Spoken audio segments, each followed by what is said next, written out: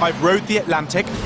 No one said the rowing was going to be easy, but I had no idea how hard it was going to be. Raced across the Sahara. Tell you what, England feels a long, long way away. And I've survived for a year on a deserted island. It really is spectacular, but I've lost my ability to appreciate it. Pushing my boundaries has changed my life. Now I'm on a mission to help 5 people change theirs. I'm Ben Fogle, and this is Extreme Dreams. Across the week, I'll lead a team of would-be explorers on the trip of their lives. They'll be pushed to their physical limits. Believe me, just stop standing. You can get really sick. And emotions will run high. I'm so sorry, I'm crying.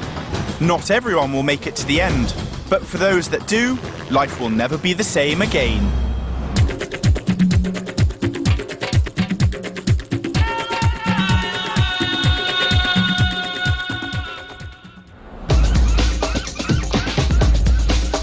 It's day 2 of this week's Extreme Dreams. We're trekking through the high Andes, a remote and perilous mountain range in Peru, South America. Our goal? To reach the amazing lost city of the Incas, Choqquequirao. We'll be crossing through high mountain passes and into low tropical jungle, and it isn't going to be easy for any of us.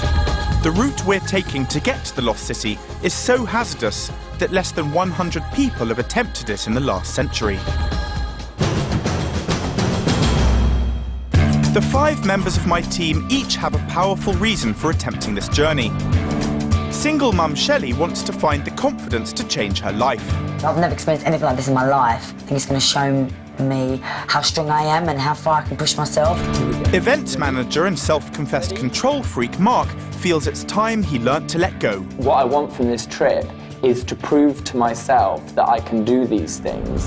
Call centre worker Francesca has had difficulty being a team player. I know what I like, I know what I don't like, and that's the way I have it. And that's the end of the story.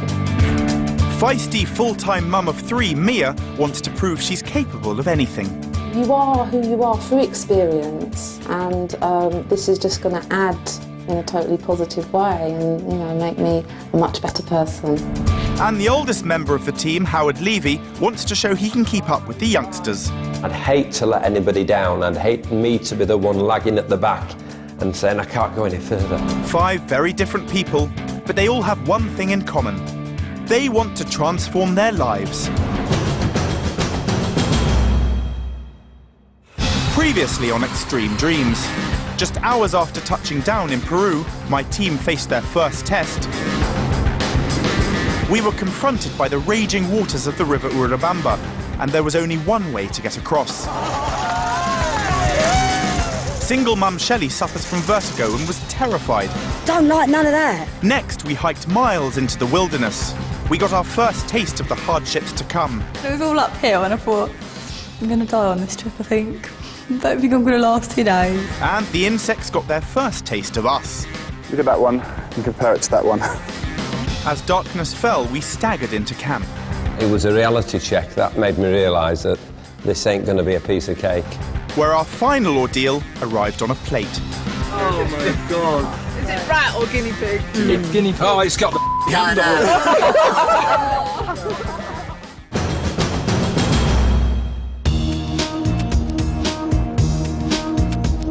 Dawn in the Andes. We've had our first night in tents beneath the Vilcabamba Mountains.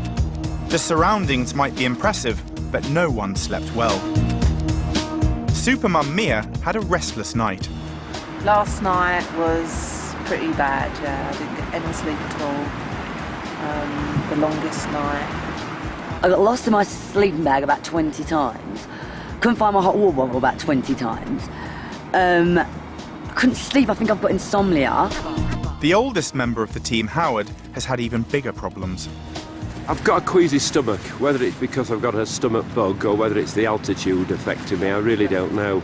But hopefully today, with this beautiful weather that looks like it's imminently here, we should have a fantastic day, but please, not as hard as yesterday. That was gruelling. Unfortunately for Howard, this trek is not going to get any easier. Today, we have to cross a pass nearly 5,000 metres high. That's 4 times the height of Ben Nevis. Coming up on the second leg of our journey to find the lost city of the Incas.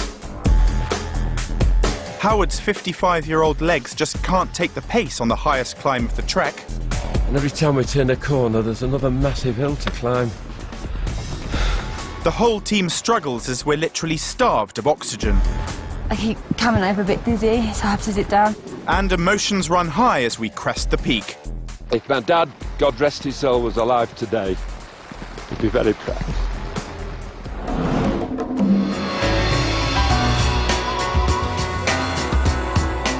Our first challenge today is to walk 16 miles and climb to 5,000 metres to reach the Choquitacapo mountain pass. The steep gradient and slippery paths are going to make this walk treacherous enough. But there's another hazard we're going to have to confront. Oh, the body can feel this already. We have another 1,000 metres to go. Up here, there's far less oxygen in the atmosphere, which is going to put us all at risk of suffering altitude sickness. In the mountains of the Andes, it's one of the biggest killers, so I've asked our Peruvian guide, Pepe, to spell out the dangers to the group. There's something I have to tell you, warn you, which is very important to your health. Normally, everybody here gets a little bit of a headache, perhaps dizzy and nauseated. That is quite normal. But remember, in order to stay healthy, you have to drink lots of fluids. Then if you get dizzy and you feel really sick, I have to know it. All right? Right, guys, well, I have to say that as I have experienced altitude sickness in the past, it's not very nice.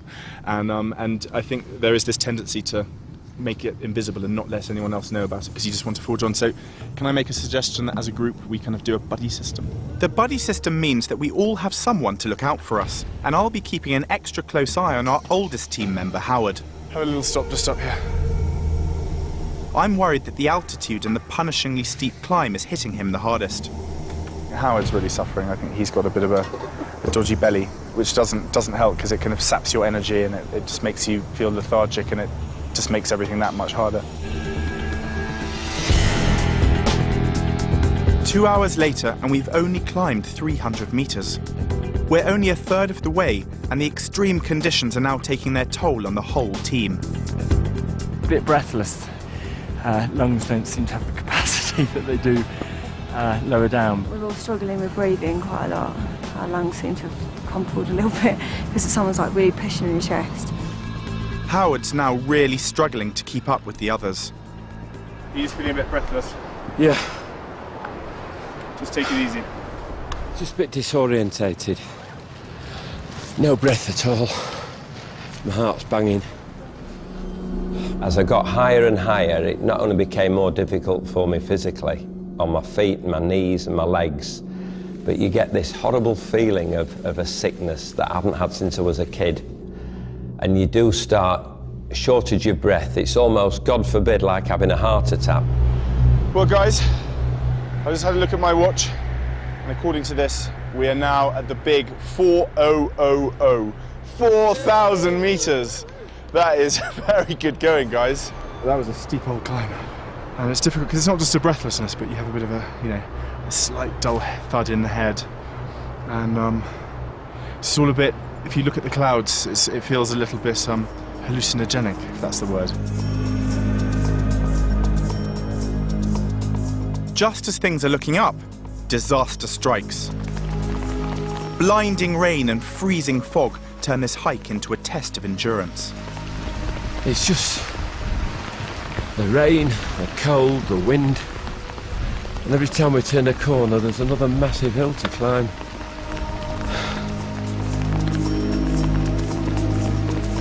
Very cold, very damp, very wet. We still have about 200 metres to go. I think it's really, you can see how slowly they're kind of shuffling along. Just doing it really, really slowly now, taking the pace, stopping quite a lot, just like even just stopping just to stand still for a second.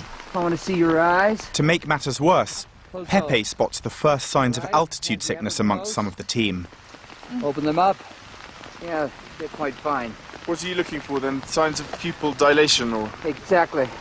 Because when you have high altitude sickness, you react a lot slower. I'm feeling a little bit dizzy here.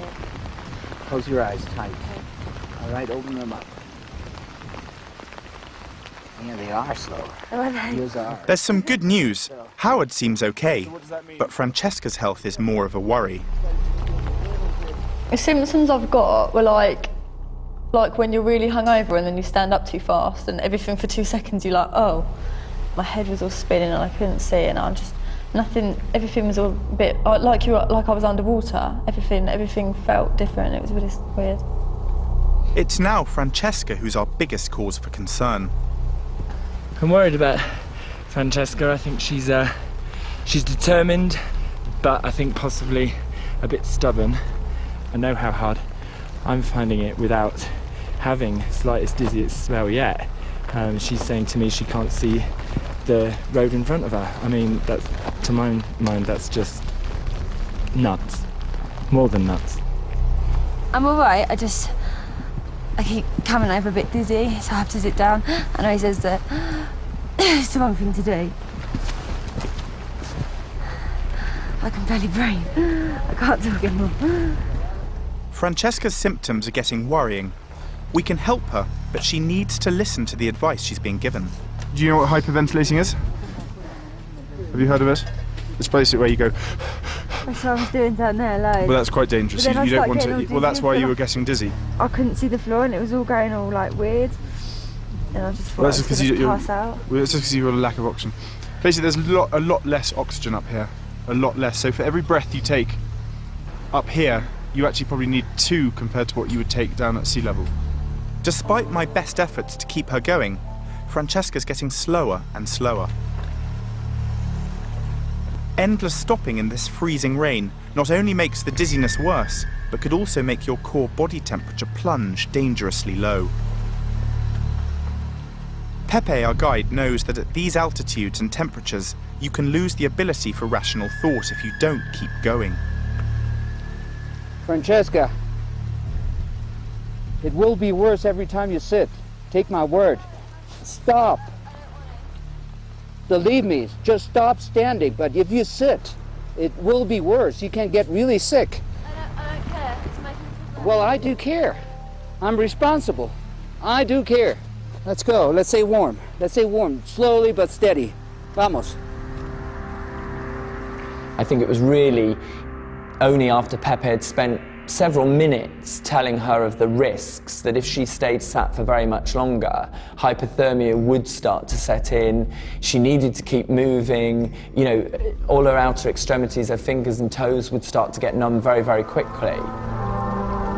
Pepe's expert advice finally seems to get through to Francesca, and keeping a close eye on her, we struggle up the last few meters.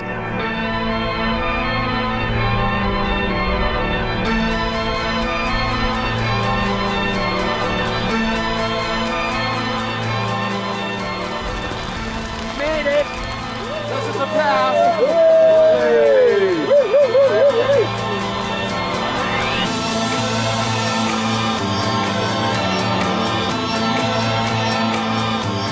4,600 metres. This is the highest pass we're going to be crossing on our way to the Inca ruins. What do you make of that? When I got to the top of that mountain and we saw the view and we were soaking wet and I felt sick and I couldn't breathe and I was cold and I was exhausted. Every little bit of me hurt. But as soon as you got to the top, none of that mattered at all. You just saw the view and you saw what you'd done and it was just like, it was amazing, it was really good. I think we all cried, didn't we? This is just stunning. I mean, it has made everything worthwhile. There's no feeling like walking over that little cliff just there. Just incredible. Who cares about the rain now? After struggling all the way, Howard's standing proud. Unbelievable. Me, an humble market trader from Leeds, to be stood here looking at this, it's beyond belief. If my dad, God rest his soul, was alive today, he'd be very proud. He would. Very proud of me. Dave, got that thing that trips and adventures are all about when you finally reach that point that you're focusing on. And you know, none of them have ever done this before, but they've already got it straight away. They've worked out that if you break it down, you know, we've still got a long way to go to Choki Kerau, but they've worked out if you break it into little blocks, it's brilliant. Still to come on the second leg of our trek to the lost city of the Incas. Climbing up was tough enough, but getting down the other side pushes single mum Shelley over the edge. Oh my God, there's your over the edge. Don't worry, I promise you I'm fine. And one of the team decides she's had enough and strikes out alone.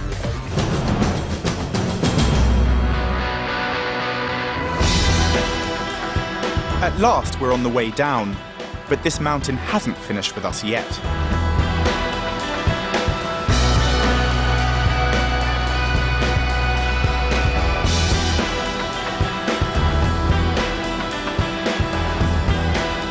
It's already pushed Howard and Francesca to their limits.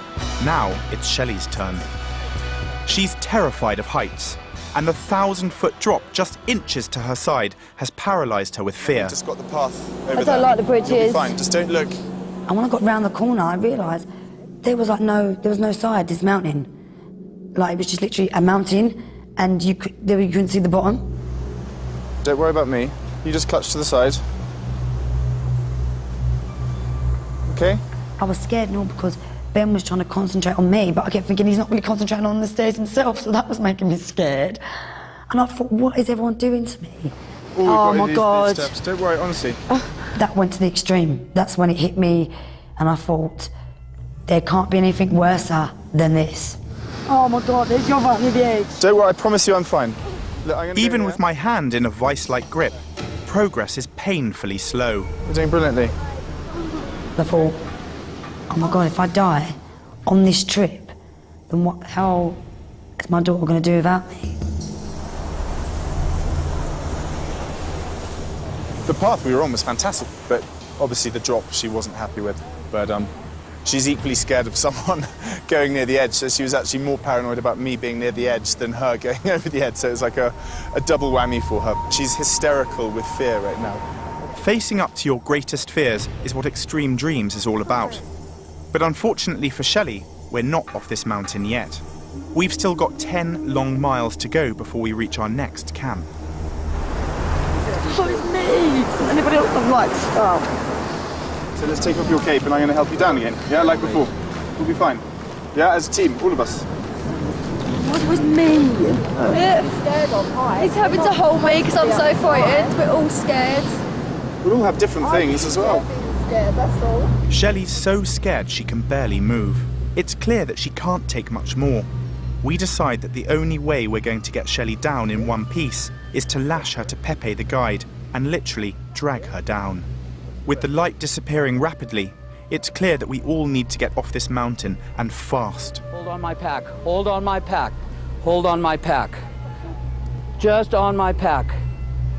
On my pack, that's it. Very good. I just thought, oh, slow down. And it was all in his control, and I felt like I'm just giving all my weight now on this man, and can he support me, and hung onto the mountainside. Are you okay? With Pepe guiding Shelley's every step, I'm now making sure Francesca keeps up with the group. Just look for the rocks. The lower we go, the better her altitude sickness gets. But there's still the treacherous ground to contend with. Remember what I said about the stick? Yeah. Oh. There was inches to spare, and if you'd have slipped, that'd have been it. There was just no second chance. There was nothing to hold on to, nothing to grab. You were just straight down to the bottom.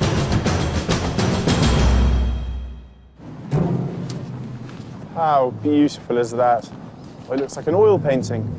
The stunning view can't hide the fact that it's nearly dark, and we're still 4 miles from camp. Right, guys, do you think we should get our head torches out at this stage, just in case? I think it's probably worth it, because something tells me we're going to be out after dark. Yep. The day's delays are just too much for feisty mum of 3, Mia. Breaking the first rule of mountaineering, she leaves the rest of us and strikes out on her own. I just felt that I had to break away from the group and look after number one, really. Our Peruvian wranglers have gone ahead to make camp. With only her torch to guide her, she sets off down the tiny path to catch up with them. It wasn't, you know, a set-out path or a smooth pavement or anything. These are rocks that had just sort of fallen from above, you know. I was, you know, really proud of myself because, you know, I could only see this little sort of pool of light in front of me. Mia's decision to tear up the trekking rulebook doesn't go down well with the rest of the team. We wondered where Mia was because having sort of that day kind of talked about the buddy system and things like that, you end up seeing that somebody is operating very much on their own, and really the group of 5 of you is really only a group of 4. Francesca and Mia were buddies, and I don't think she even stopped once to see if Francesca was okay. An hour after Mia, the rest of us arrive at camp. That was a killer. Absolute killer. Bad enough in the daylight, but in the blooming dark. It's just, I even gave up standing in donkey turds. I just went for it. One of the worst days in Shelley's life is finally over. You know, everyone just has complete admiration. I think we all told you, just really try and go for it. And you did, and you made it. And, you know, it doesn't matter if you felt scared or worried or anything. I mean, the point is that you did it, and that's just fantastic. Whilst most of the team enjoy a well-earned drink, Shelley's retired to her tent. Her family and friends have written letters to her to open when she's at her lowest ebb. Hi, Cheryl, if you're reading this, I imagine that things are getting a little tough. Cheryl, like I said, remember that this is the most challenging thing you've ever done. Challenging things that are the most rewarding. And if you can get through this, which I know you can, if you can get through anything, you are one of the most strongest and courageous, beautiful and bravest women I know. Never forget that. I love you, Alicia. He's like my best friend. I'm so sorry, I'm crying. I wouldn't quit because I'm not a quitter, but I just didn't want to let the group down. And so I was worried about that. But reading these letters from my friends and my family just makes me feel like they're so proud of me back there for doing this. I can't believe that they did it. It's been a day of exhaustion and elation. We've crossed a mammoth hurdle in our path, the highest peak we'll have to face on our journey to the Lost City. But the first real cracks in the group have started to show. I'm not sure things are going to be any easier tomorrow. I think, unfortunately, with the group bonding, we're experiencing a runaway, if you like. I don't know that really at this point Mia knows much about her fellow colleagues, and quite frankly, I don't think she cares. Everyone, cheers! Cheers. Salud! Salud. Salud! Salud! Salud, salud.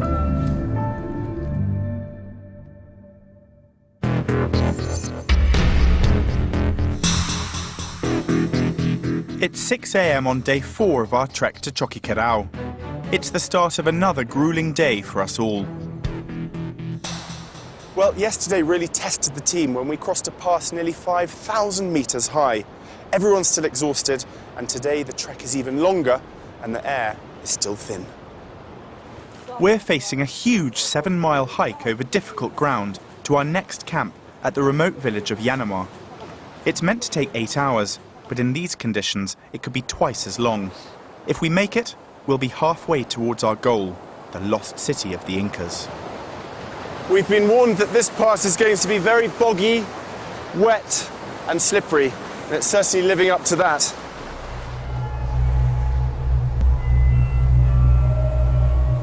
Howard is the oldest member of the team and clearly feeling the strain.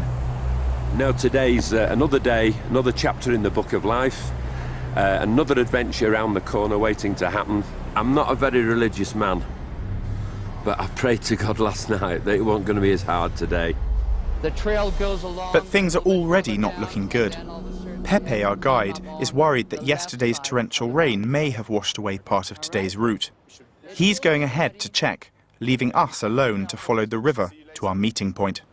On our own, guys. We're all going to get bloody lost. We'll manage, we'll do it. Down the valley, follow the river, and then up on the left a little. After last night's terrifying walk in the dark, We're all desperate to get to camp before nightfall. But we haven't even been walking for half an hour before we're stopped in our tracks. Mia has gone missing.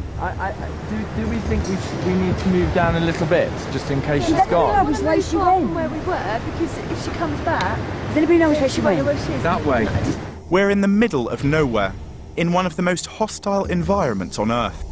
Straying off the path in these mountains can literally mean death. It's just not safe to wander about alone. It was a strange area to all of us. We didn't know whether to wait, to look. Very, very worrying. Nobody knew where she was, whether she'd gone forward, whether she'd tripped, hurt herself, or all of a sudden she's taken ill.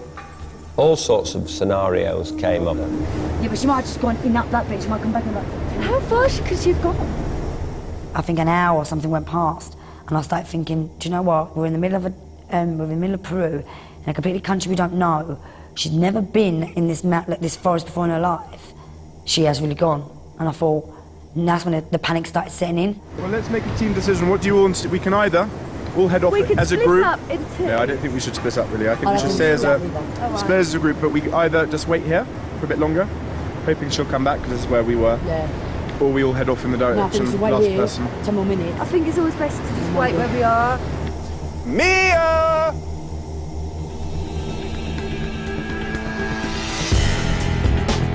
We've waited for over an hour, but there's still no sign of Mia.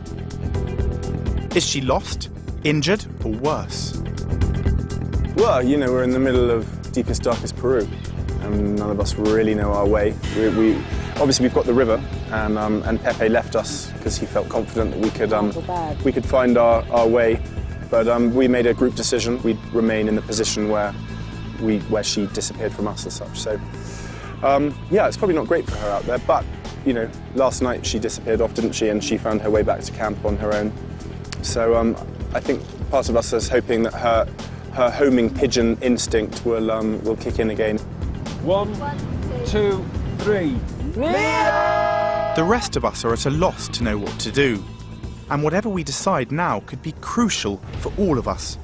If Mia's injured, we're losing valuable time. And if she isn't, we're wasting precious daylight standing around waiting. It's 11:15. I think we said we'd wait for about 5-10 minutes. We're waiting here for ages. We've been in for an hour. Just so that we've definitely thought about it. If we get back to camp and she's not there... Oh. Really I don't even want to think about that. If someone needs to go, then we've got a problem. Yeah, then we've got a problem. Mia! With heavy hearts, we make the difficult decision to move on. Tomorrow on Extreme Dreams, Mia's still on the missing list. Mia! She went off. No one else did. She knew she was part of a group, regardless. Howard's declining health reaches crisis point. This is a killer. This is worse than yesterday. Oh my God, I'm going to be sick. Could this be the end of the road for Shelley? I'm so scared, and every day just gets getting worse and worse for me. And group tensions hit boiling point. Please stop filming me. I will smash that 8:30.